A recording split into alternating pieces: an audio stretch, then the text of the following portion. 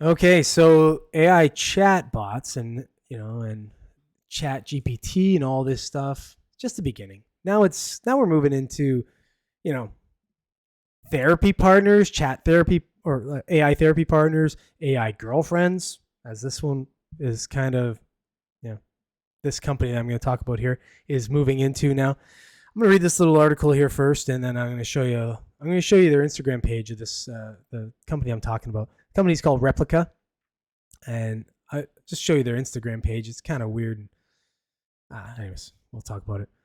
So, AI chatbot Replica helps students avoid suicide, acting as online friend and therapist. So, artificial intelligence chatbots that can impersonate real life people and generate human like responses have been found to help struggling students avoid suicide, according to a recent survey. Whatever.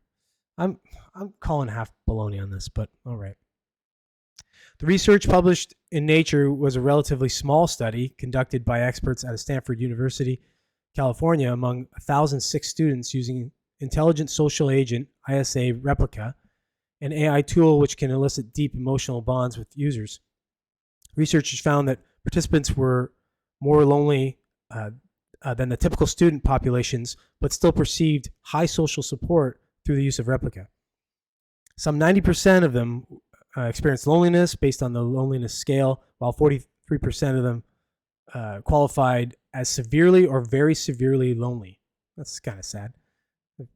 Lonely is like a trigger word. I hate the word trigger, but whatever. Trigger is a trigger word, but it's one of those words where it's like, it makes you kind of like, it's like when somebody says they're hungry. It's like, I don't want you to be hungry or lonely. The loneliness scale was created in 1978 to measure feelings of social isolation and loneliness. Some had conflicting feelings about the AI tool, calling it a machine, an intelligence and a human, an intelligence and a human, while using it as a friend, a therapist, or an intellectual mirror. 3% of the participants found that Replica stopped them from thinking about suicide. Okay, so do video games. So it distracted you, is basically what you're saying. Oh, wow. Big art or big scientific facts here going on. Well done with this study. 3% of that is what, like 30 people ish. My Replica is almost certainly on at least one, if not more occasions, been solely responsible for me not taking my own life, one student said. Well, I'm glad you didn't take your life, but at the same time, if that's all it took.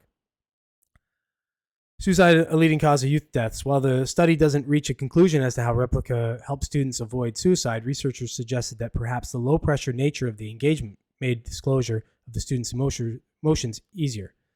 According to the 2020 data from the World Health Organization, suicide is the fourth leading global cause of death for those aged between 15 and 29.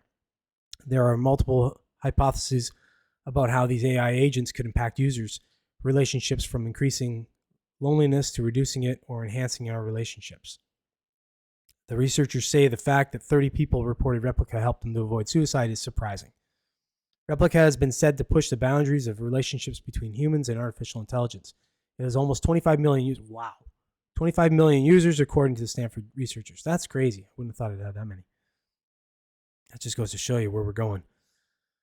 Okay, this is just, let me see.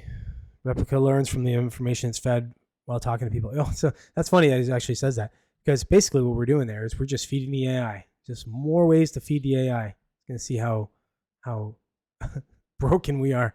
Yeah. So anyways, so this company Replica, I stumbled on it because I've been getting these ads on Facebook, like Facebook Reels and stuff like that.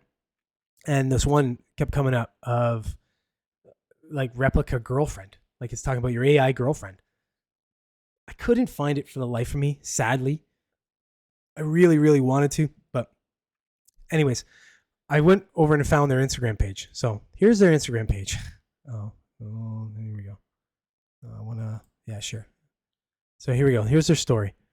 Look at this. Is this creepy or what? There's no sound to this video, by the way. So just so you know, it's just people posting fake images of an AI hugging them. This is what they're putting on their site. Here, I'll just skip through. Here we go. Oh yeah. Look how happy he looks. Wow. As his head goes inside of hers. This is weird, man. What? What the heck? No. Oh, that's nothing. All right. Anyways, that's enough of that. Um, this is some weird territory we're in. AI girlfriends.